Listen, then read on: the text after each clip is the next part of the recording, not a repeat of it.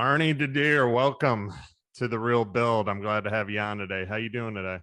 I'm doing good. Thanks, Bill. Good to meet you kind of virtually, as they say.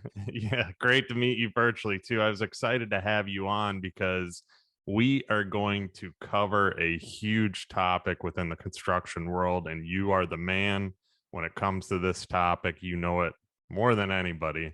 So excited to have you on today. Before we get into things, let's talk about your background a little bit. So, who is Arnie Didier? Sure. I live in Missoula, Montana. My wife and I have been married 30 years, and I have two daughters. They both live in Colorado. We spent 11 years in Colorado as well. But I grew up in a farm in northern Illinois and in the construction business. So Okay. we were in the construction business. My dad owned a trucking company in the garbage business as well. So kind of my roots are there. And then when I went to college, I went to actually play baseball in Southern Illinois University, but my uh, my undergraduate degree is in forest resource management with a wood science specialization. And then I got a communications degree. And that kind of started my path in the construction industry. I've never been a forester per se, but I have a background in that. But I went to work out of college for Georgia Pacific and soon found myself in the commodity lumber business, which is kind of appropriate in your business and what your listeners hear. But so I worked for Georgia Pacific. They own sawmills, but I worked in the distribution division, so in the building products division. And then that led to a variety of different places, but um, it ended up with in 19, I guess I'm dating myself, 1989, I started the engineered lumber program for Georgia Pacific, which is kind of near and dear to your heart because it was started in Ocala, Florida. We bought an I-joist plant. And so I've been involved in engineered lumber for a long time. And then it's gradually shifted through my career. And I have some experience in coatings and log homes. So my background, I guess I would say, has been in the construction building products world, mostly on the sales side and procurement side of those products. Well, I got to give you a shout out first. I too am from Illinois originally, so uh, got a connection with you there. But I mean, what you're doing is very, very important, obviously, in the world today, and especially with the lumber issues we're dealing with on the construction side as well. Even getting roof trusses, floor joists, stuff like that has been, just the drawings has been a nightmare for me because a lot of these guys are so backed up. But um, definitely excited to talk about it because you have that background and very qualified in that field as well. Let's discuss this a little bit. Obviously, you chose what made you choose to go, and let's go into this more. What made you choose to go into the forest products industry in mass timber construction? What was the reasoning behind it? Well, it's kind of hands-on. So, when I'm, like I said, I grew up on a farm in the trucking and construction business. So I wanted something hands-on.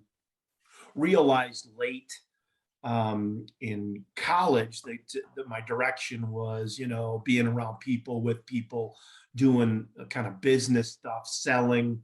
Everything starts with selling something, and then Mhm. that just kind of became a passion. But since I had the background in the forest and the kind of conservation ethic, it just felt right to me. And it's been 35 plus years in that business. It's been a good business for me to be in. It's provided for my family in a variety of different ways. But, you know, they always say it, be a little bit passionate about what you're doing, not just to try to earn a buck. We're all trying to make a living and take care of our families, but it starts with doing something that you enjoy. And the building products industry is very, very unique. Most people don't know the background with lumber, but it's a very personable business. It's a very honorable business. Um, Most people probably wouldn't know that lumber is traded as a commodity every day. Prices change minute to minute. You have ability to hedge on the futures board, those kind of things. But the other background with that is our business always starts with the forest and forest health. And, for many years, we could see in the industry that, we're kind of the ultimate green product, right? We're a renewable resource. If done properly, there's all these bad things done on all sides, whether it's wanting to cut down every tree for a buck or wanting to save every tree and think that's good. And there's a balance in between.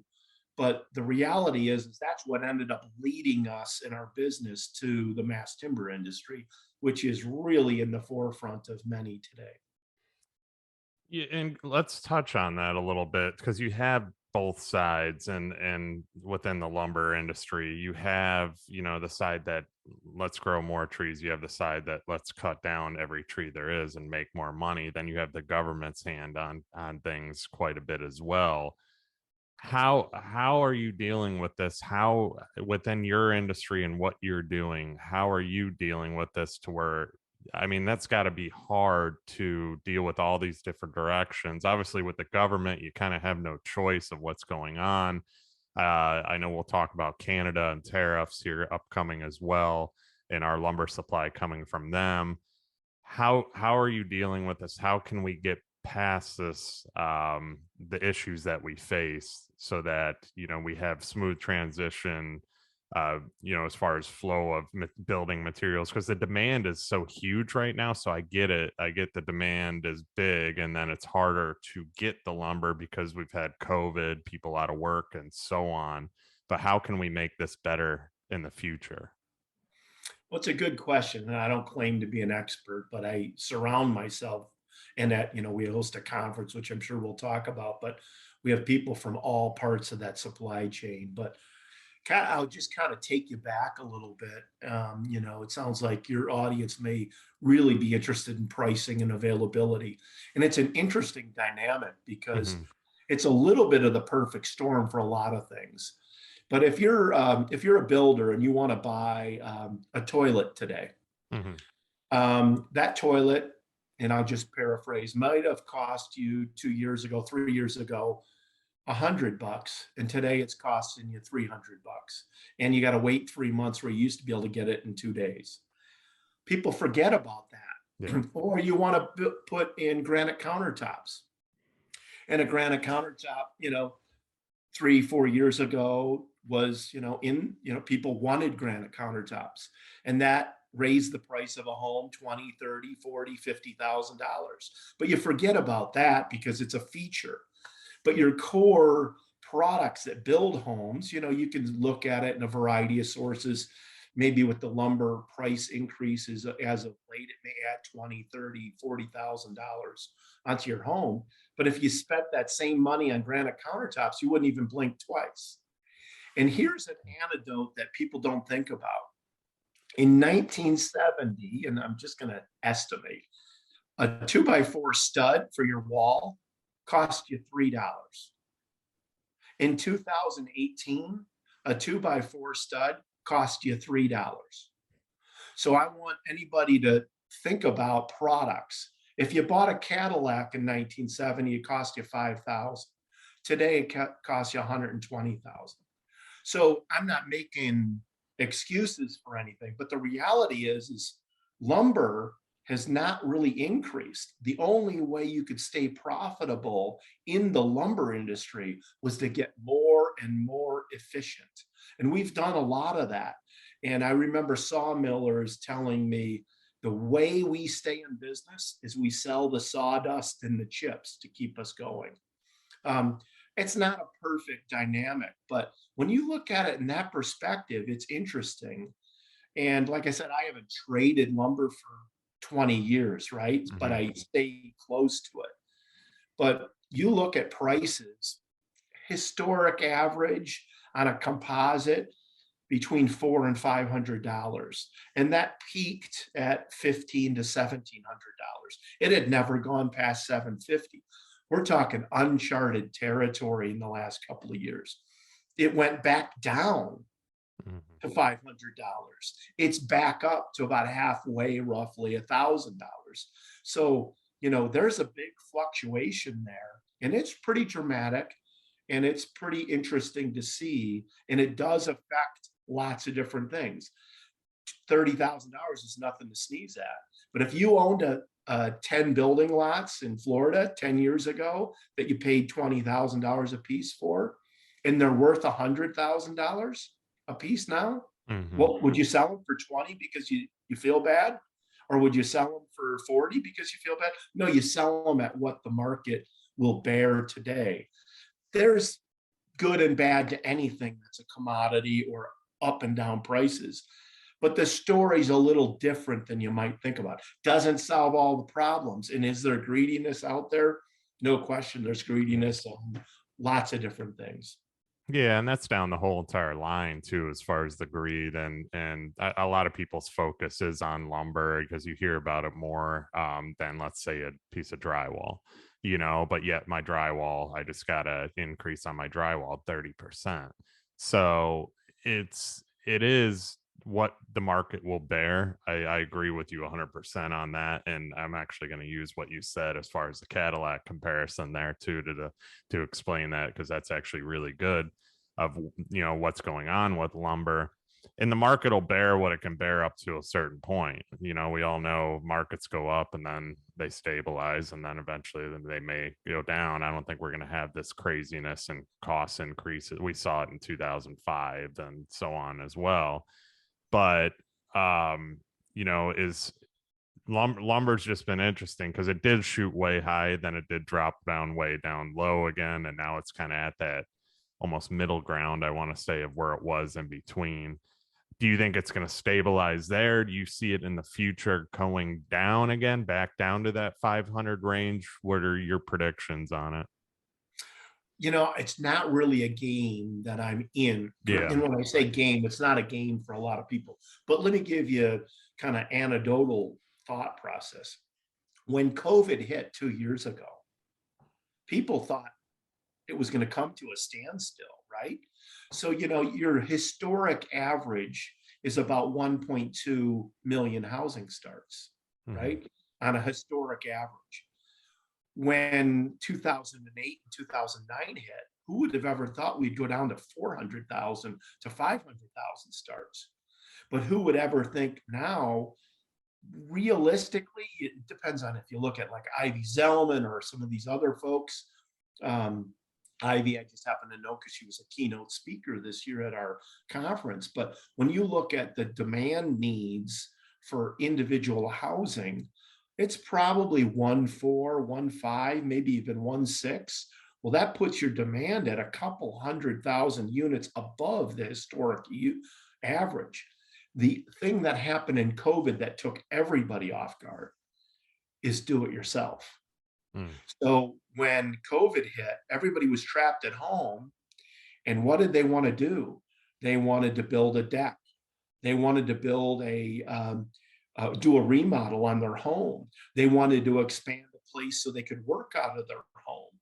It grew demand like overnight in the DIY market. If you look at the numbers for Lowe's, Home Depot, the big players out there, Menards, their increase in demand didn't go up 10, 15, 20%. It went up 100, 150%. So you had lumber mills like everybody else that were affected by COVID induced limited availability of labor force at the same time. So you're restricting production, and everything in the chain was affected. Truckers, loggers, foresters, projections, all of those kind of things were affected. At the same time, you had huge demand on the do-it-yourself.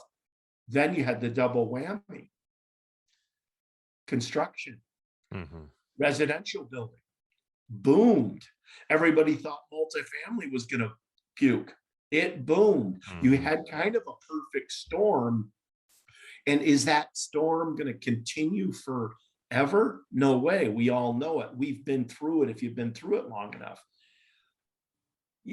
In a sense, you're at a strange time in the marketplace where I think what is going to happen is you're going to have volatility continue, whether that's in the commodity lumber market, in the labor market, in the just the raw material land market, but all parts of building products, not sight unseen. But you think of vehicles, right? That Cadillac analogy. I mean, I have a friend that owns a construction company. He just bought 3 Chevy pickups and he paid $250,000 for Yeah. 3 pickups and he was happy to get them. So it's a strange marketplace. It's different than it ever has been from my perspective. Yeah, no, I agree. I mean, going even with the car analogy too, you can't get cars, and then even used cars are as expensive as new cars were about 2 years ago. So it's just it eventually it'll go back to what it was, but there's increased demand, and then as long as there's more people staying out of work and so on as well. And I mean, a lot of people I deal with understand that. A lot of customers are very informed prior to building, and I do a very good job at setting that expectation kind of up front before we build, because the process isn't what it was before. It's not as quick as it was before. Just getting a house out of the ground takes a lot longer than it did before because a lot of people are backed up. There's just a lot of different variables now that goes into an actual build too. So you brushed on this on a different note. You brushed on this a little bit. Let's talk about which is a huge thing that you're doing is the Forrest Business Network. And then you have a mass timber report. What are those? I started looking into those obviously while I was looking into yourself, and it's very interesting. And I think builders should be involved in this just so they can see, because lumber is obviously one of the main products we use. So just explain that. Yeah. So, Forrest Business Network is the company that I own with 2 business partners. Craig Rawlings is our CEO, and then Tom Waddell. So Craig is based in Missoula with me. We started the company. Tom joined shortly after we started it. It's been in business for 13 or 14 years. And Craig Rawlings is a unique individual. He's he's 71 years old. His family's been involved in building most of the sawmills across the United States. He's got sawdust in his blood, not unlike myself. He's an incredibly talented person, but he is probably, it's strange to say this because it seems out of character for our industry, but he's become a very big influencer. And he's an influencer because a couple of things. Forest Business Network, we have a newsletter that goes out. It's a free newsletter. It's in the forest industry. It's been in existence for about 20 years. Craig, you see his picture every week and he does a little editorial piece. And then we post information, the most current information. So we're a facilitator of information in that newsletter. And it's grown. It's between 7 and 10,000, kind of subscribers that it goes out each week. The unique thing about our newsletter is a really successful newsletter. You get about 2% readership. Ours is 20 to 30 times that each week. And the reason is because they believe and trust in what Craig has to say. And so he gives a little blurb on what's going on, and you can find a lot of information. It's gravitated a bit. And then we have, in a sense, become a media company because we had the newsletter, and then we hosted our expertise is in utilization of small diameter timber. So there's a tremendous amount of available timber out there, more today than there was 100 years ago. Most people don't realize that, but a lot of it's small too. And for a lot of different reasons, you want to take the small diameter timber and use that for products that you can get back to your investment when you go out to cut that out. And it does a lot of things. It all starts with forest health, thinning forest, managing forest properly, all of those things that make a healthier forest, which produce opportunities to hike and fish and hunt and clean water and those things. But the reality becomes in is it starts with that timber base. So we get involved in the Pellet Fuels Institute. We get involved with biomass and how you can utilize the pieces and parts to create energy. But one of the other things that's been a dynamic change is this mass timber, which encompasses engineered lumber products. So if you think about that, it's not new. You know, glue lambs have been around for 100 years plus. Um, you hear the name CLT or cross laminated timber. That's a newer product, but it's not new. It's been around for 35, 40 years. It's been heavily used in Europe, more in Canada and other areas. But it really started to take hold in the US in the early 2014, 2015, started to take real momentum. But what that generally is, if you think about it, mass timber and engineered lumber go hand in hand. So you can utilize smaller pieces of wood, so 2x4, 2x6, 2x8 pieces of wood to produce and engineer products that have the ability to become very strong, very user friendly. It's not uncommon to use regular building product tools to put those products up on a job site. But if you think about it, it's becoming a product that is produced in a factory and then brought to the job site. And depending on the job, that can become a very planned out, very detailed way to produce structures, not only residential units or multifamily units, but you're seeing it gravitate even towards large, tall structures. You see buildings being built out of wood that are 2 to 8 stories. And now you're starting to see the advent of taller buildings. One that's kind of become a marquee building here because it's so new and so extraordinary is the Ascent building. Tim Gochman and his company, that product and that building is being built in Milwaukee, Wisconsin. It's just being capped out now. It's 25 stories. Wow. And the top of the entire structure is wood. So why does that happen? And what does that mean for the construction industry? What it means is that kind of footprint of lumber and building products made of wood has a really positive impact depending on what you do with it. But to be able to, in a sense, use mass timber products, maybe CLT, maybe glue lamps, maybe other products, and produce a really beautiful building that has a really positive sustainability story to it. It's a pretty powerful combination. The Ascent is just one building that happens to be a very marquee, huge building, beautifully done, but there's hundreds of buildings being built now using mass timber products in lumber products. But here's the deal.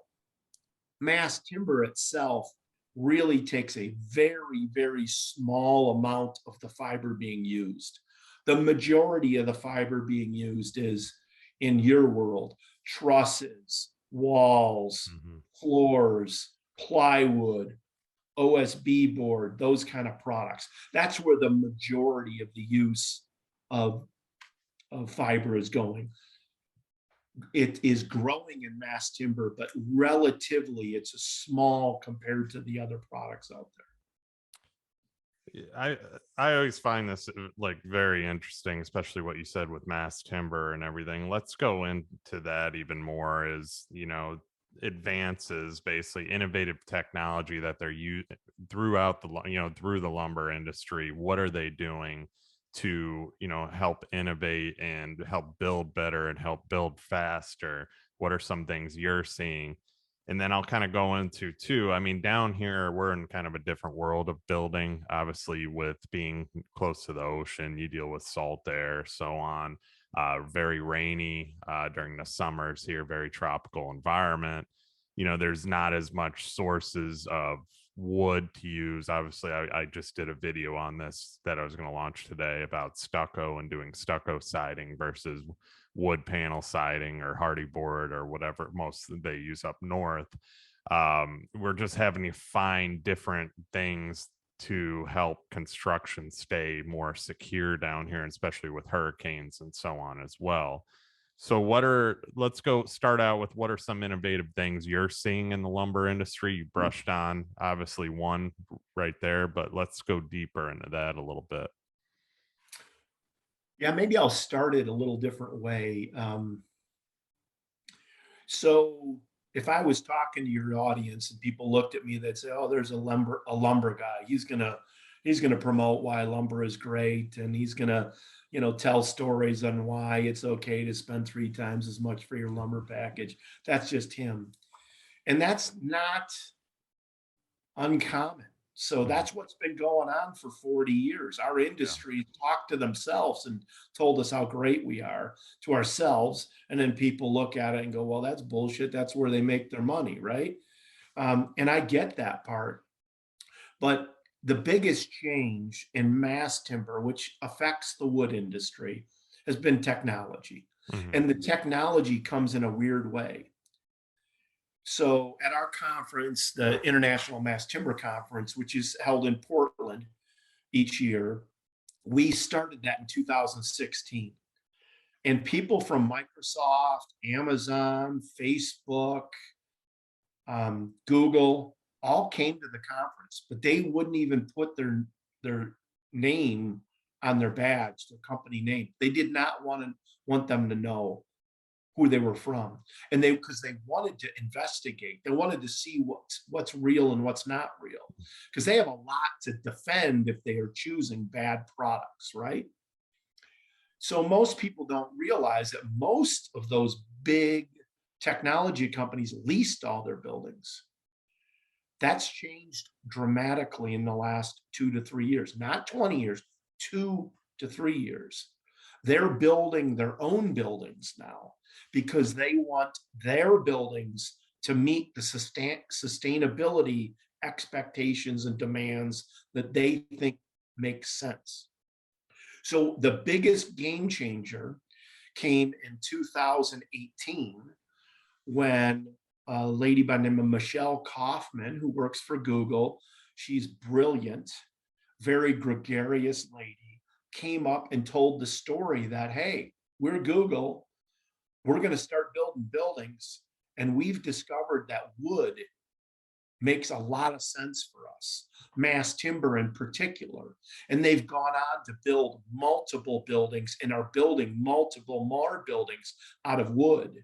Microsoft sustainability director Katie Ross was on uh, our fireside chat this year, and she talked about they're building 14 new buildings right now, all in mass timber. Oh, Amazon the same, Facebook the same. So what that told us was, here's somebody from outside our choir that could tell the story. It's a sustainable product. It's fire resistant. It has some really good things around earthquakes. You can use products to enhance it, to make it protected by the elements.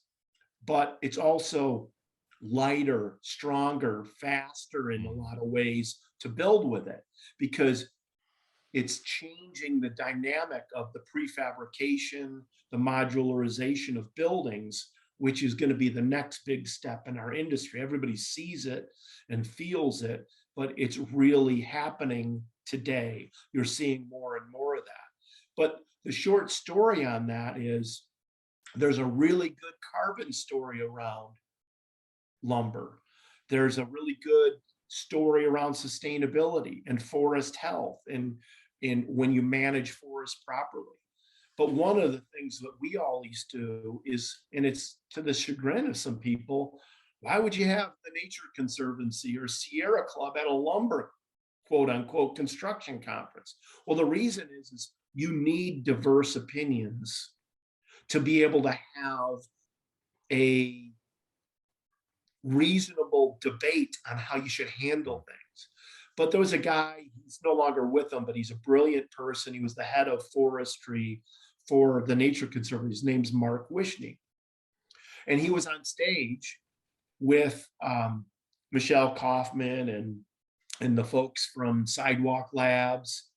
And we had, which I'll touch on, the head of Adidas, which is strange. But Mark Wishney says, hey, I'm with the Nature Conservancy.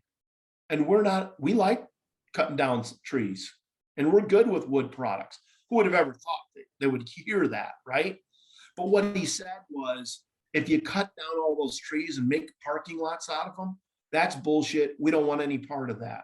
If you're cutting down trees and you have a sustainable plan around growing back trees and it makes sense on the way you're acting in the woods and replanting and managing that timber, that makes a lot of sense to us.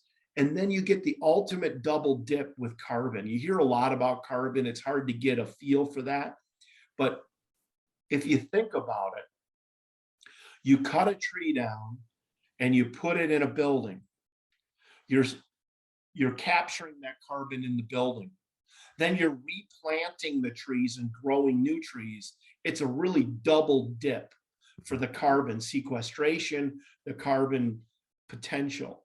If you cut all those trees down and burn them and burn all the slash and do all that, probably not a good idea.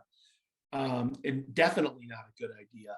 And that proper forestry, there's different ways to look at that. But as a general sense of that is, it's pretty common sense. You hear more from the fringes, one side or the other. But the reality is, where you need to hear and think more of is listen to the science, listen to the professionals, and then there is differences of opinions on how things should be handled, and the environment creates different things on how that should be handled. But I think what you find is most lumber people are really passionate about making good choices around forest health. Yeah, and that goes into my next thing too, is maintaining the forest, keeping quality forest health as well. Obviously, the media makes it seem like that the forests are just burning away, and you see all kinds of drama on the TV. That's why I choose not to even turn on the news anymore. But that's a whole nother story. But it's how are we maintaining the forest out to make sure that we have plenty of lumber? Is there plenty of lumber out there? Let's go to that question too, because there's, people don't really know. They don't really know where to look. They just watch the commodities, they see that, and then they also hear COVID this, that's a lack of supply of this, that grocery shelves are a little bit lower in certain areas as well. And it's almost doom and gloom all the time. Where are we seeing with forest health and maintenance and maintaining do we have plenty of wood resources? Because I know there was one of my questions to you too was kind of the reliability on Canada. And I know there was a stat like 85% of our engineered wood products were coming from over the border of Canada. But obviously with tariffs and so on too, that's kind of causing a lot of issue there. So let's dive deep into that, starting with like maintaining of the forest and the forest health, because you brushed on that a little bit. Well, it's a big topic and certainly no huge. expert at it. And what I would do is people need to research and look. There's companies out there, SFI, Sustainable Forest Initiative, FSC. You see that label. You see some of that. The Forest Service is a manager of the largest forest lands in the United States.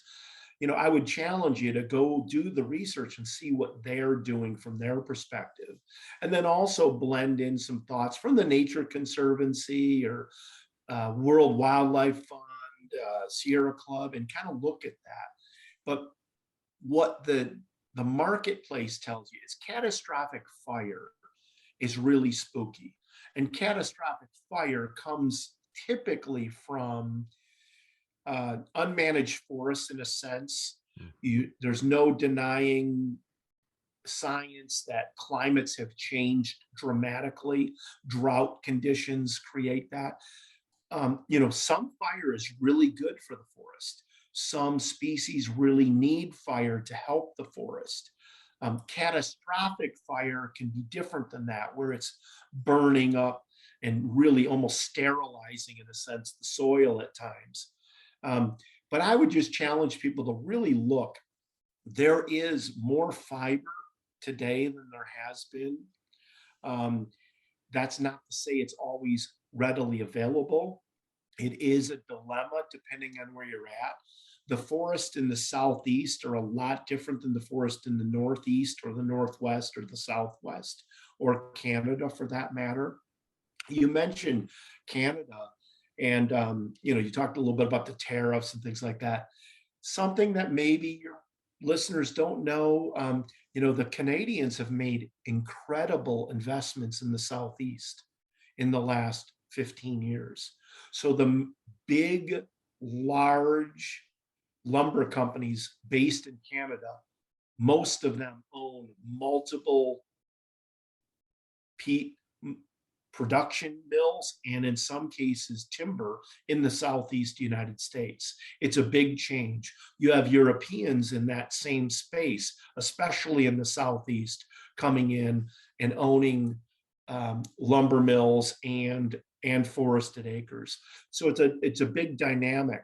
The tariff, it's kind of hard to go that path because it's a really difficult kind of nuance. But you've got the lumber tariff, which was designed to protect both sides of the border, and they have a difference of opinion on how that's managed and what the available timber is. You've seen that in the metal industry, the steel industry. That's a big topic, and where that tariff goes and where that is, not unlike lumber.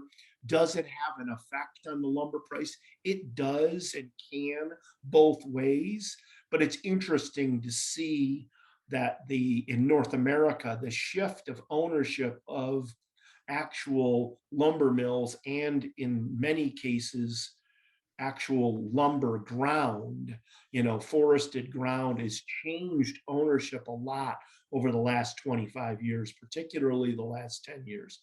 We see more of that happening. And, some of the bigger companies are getting bigger and buying some of the smaller ones.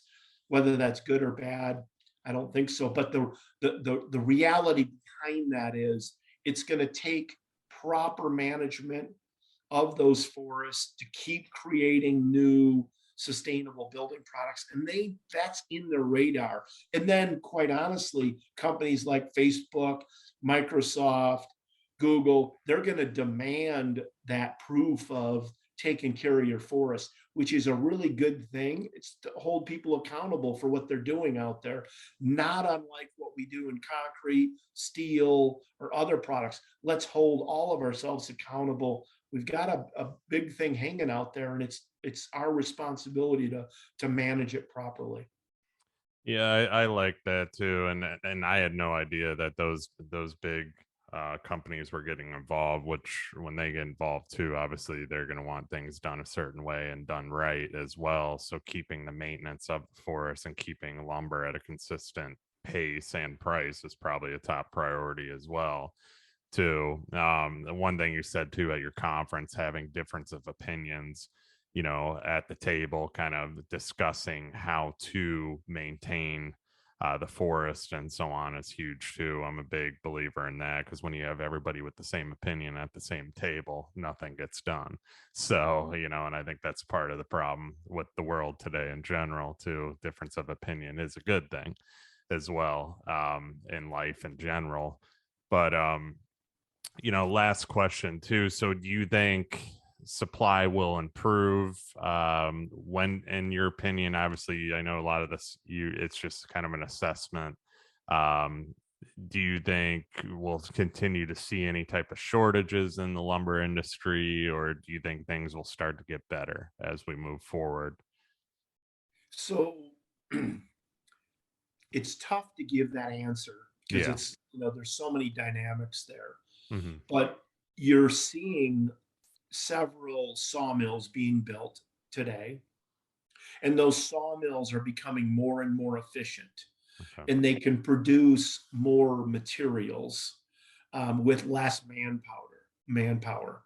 So I think that's going to be a dynamic. So I think supply is going to come into a balance, just like construction is going to shake out and come into a balance. But I also think for a lot of your folks that are listening, one of the biggest changes is going to be modular construction and prefab construction. You're going to see more and more of that. You've always seen, wall panels or trusses being made, but it's a system that makes that efficient. And one of the analogies that you hear out there is, would you buy a BMW that's built in your driveway, or do you want to buy that BMW that's built in a factory? So there's some reasonable expectations around there. You still need great carpenters. You still need great tradesmen. Trades are, Hmm. my lifeblood for my family, and you need those things. But it's changing, not unlike a sawmill changing, not unlike a factory building, a new Ford EV truck. I mean, there's differences that have changed dynamically. But I think as kind of a thought process for your listeners too is, yeah, prices are going to kind of go up and down. It's a commodity. You're going to see that. Availability is going to go up and down. Having relationships with the proper, lumber supply companies and looking at it a little bit different, I think makes sense. Um, the demands of the labor forces are changing, and looking and utilizing some new technology is really important for all the people in the construction industry and the real estate business. It just looks a lot different, and we're in kind of a dynamic time that doesn't look to end here in the next couple of weeks or a couple of months or a couple of years. And one of the things you touched on is, Forrest Health as well is changing. There's been a lot of thought process put into it, and the new administration is putting a lot of money into managing the forest and doing some things that are needed. There's a backlog of doing some of those things, but it takes everybody at the table to work through those things. But it's really important to start with the forest, and then you get these big, beautiful buildings that are pretty dramatic, that have a really good story to them. Yeah, it's going to take, like you just said, it's going to take a lot of different people, a lot of different minds to keep everything, because everything, times change, things change, technology changes, building, the way we build changes as well. We're always innovating, every company all the way down the chain, down the line. It's just, and it's very interesting having you on today and hearing this, because it's a different perspective of what I have on the outside as well, of what, in my customers here is going on as well. So I was, yeah, very excited to have you on today, because you cleared up a lot of stuff, and definitely going to help me in the future here as far as explaining where things are at with costs, because I do that on a daily basis in my position. So of course. I always like to kind of wrap up the show here with some personal questions about you, just to switch things up. So, what about you personally? You have, been a part of amazing company, and you continue to grow and spread your message each and every day. What lessons have you learned throughout your journey that we should all apply to our own business or our own lives that can help us grow? Well, I think I'll use my business partner, Craig Rawlings, as an example. He embraces technology and he embraces opinions and thoughts. I think we all need to do more of that. I always call it my Emma and Katie thought process. Those are my two daughters, 28 and 26. And yeah, the old man's making money cutting down some trees, but I need to do the right thing by them. That's a big thing. And I guess it goes without question, one, the invitations for you, Bill, but any of your folks, we host this conference. It's April 12th to the 14th. not to be a sales pitch, but it'll open up some eyes. And in one place, it's in Portland, Oregon. It's very safe. Some people believe in it, some people don't, but it's, we require vaccinations, we require proof of negative test, you wear a mask. Um, but we'll have, 35 to 40 different countries there, a couple thousand people in person. You do have an option to just go a month later, May 12th, on a virtual. We'll open up that registration as well, and you can hear a little bit. But it's a new direction, and wood products are becoming pretty cool out there, and people like them. But as far as where this thing's going, it's exciting to be a part of it. I see people taking over from here, from Craig and myself and Tom, and moving it to the next generation. But I'm really pleased where we've were and where we've come, and to be a part of it. We're regular people in this building products industry and the construction industry. Construction is the core to the economic prosperity in the United States and around the world. Most people don't realize how big of a part, but it's so many facets to it. And then people deserve dignity, and affordable construction is a big part of our conference and how to get there. Veterans deserve dignity just like other people, and wood products can really play a big role in that.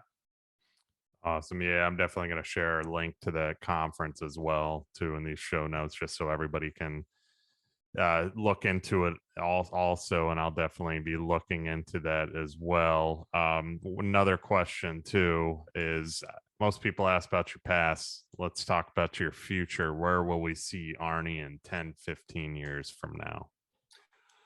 My wife and I, we've been married 30 years, Debbie and I. The plan is we want to do a fair amount more travel. We've not done a lot of international travel. My daughters have, which is great, and we encourage that. But we've got a lot of invitations around the world to see face to face how they're managing their forest, how they're building buildings, how they're acting. Um, we're excited about doing that over the next 10, 15 years. Health is a big part of that, and how do we stay healthy to make that happen? We've been very blessed. We have a lot of faith.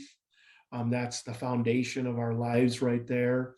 And we feel very fortunate, but it's just treating people with dignity and respect, and then having that common bond. But I see Debbie and I doing a lot of saying yes to going to different places.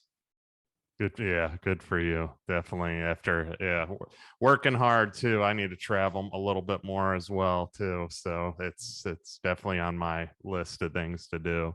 I always ask this, I started asking this question. This one's a newer. Was there something we didn't cover today in today's discussion that you think my listeners should know of? We covered a lot of ground and touched on it. The opinions, they're just my opinions, but um, I think the biggest thing in the construction industry is it's going to change quicker than people probably want it to. And the reality is, keep your eye on that, and be flexible. Customer demands are not going to get less, they're going to get more. Expectations are going to get more.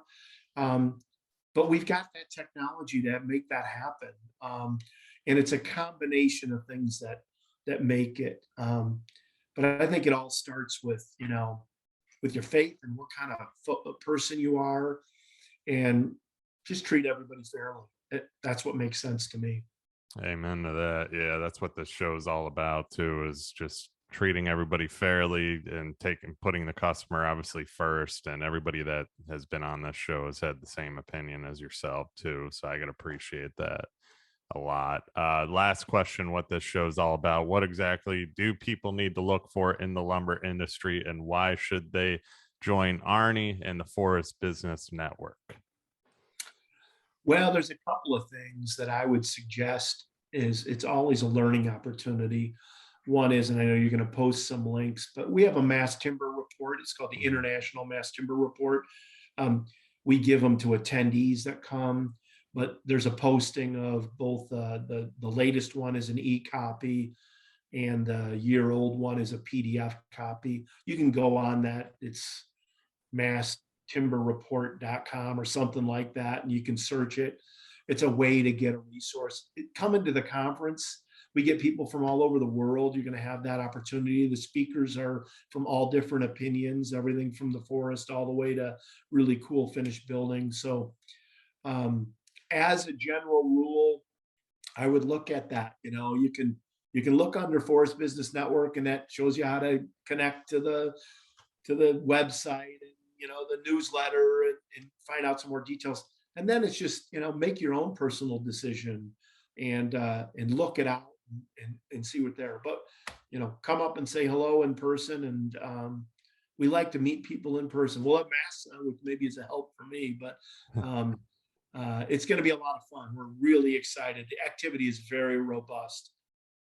Awesome. Yeah, Arnie, this has been great. And I'm so happy we connected. And I'm so happy to have you on today too. I hope to meet you in person and, continue the relationship too and the connection here because you're doing some big things, obviously, and what you're doing matters. So I want you to know that for sure. It's huge. It's a huge part of my business as well. So thank you for all you're doing. Last thing too is where can people find and connect with you? You kind of One of explained a the little bit, but easiest ways, and I never thought I'd say this, but I spend a tremendous amount of time on LinkedIn. Mhm. It's Arnie Didier. My business partners are on there. We share a lot of information on there. LinkedIn is a great way. And then whether it's an email or a phone number, that's how we connected. Um, People may think, oh, LinkedIn, this is that, or whatever, but it's been a very good tool for us.